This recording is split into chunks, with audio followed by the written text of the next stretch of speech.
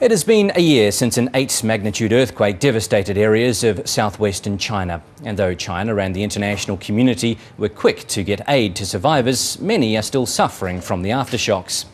More than 70,000 people were killed by the quake. 17,000 more are still missing and presumed dead.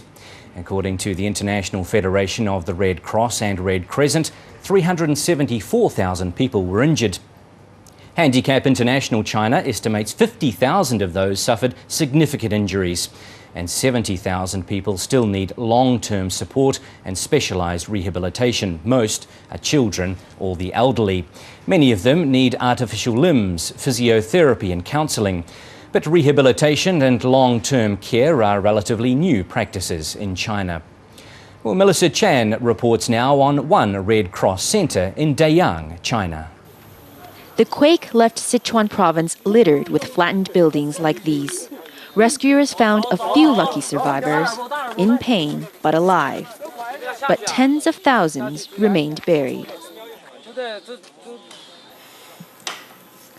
Guo Hui-chun survived, but his co-workers to the left, right, in front, and behind him were all crushed to death. He was rescued but lost his legs.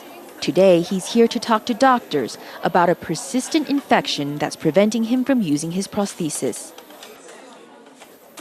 We're at a Red Cross center set up for quake victims. And since its opening, the center has managed to help over 500 people like Mr. Guo. Doctors prescribe antibiotics in the hope that it will reduce the swelling. But with so many injuries from the quake, many people are still waiting for help 1 year later. There is no comprehensive healthcare system in China, so patients have to come up with the money to see doctors on their own.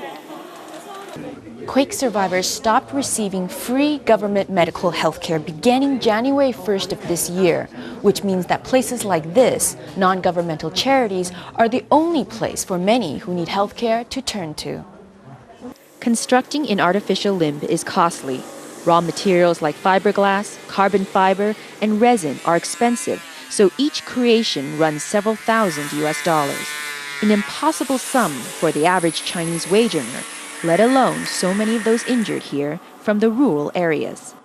At the moment, we have 80 people on the waiting list, but it's hard to say how many more need help. Just based on official figures, we know thousands were injured.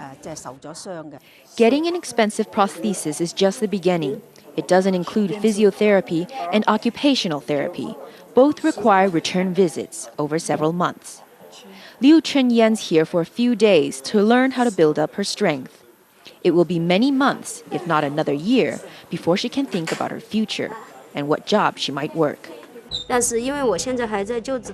still undergoing treatment, still working to get better. I'm not completely mobile yet. I can't even get around with a crutch.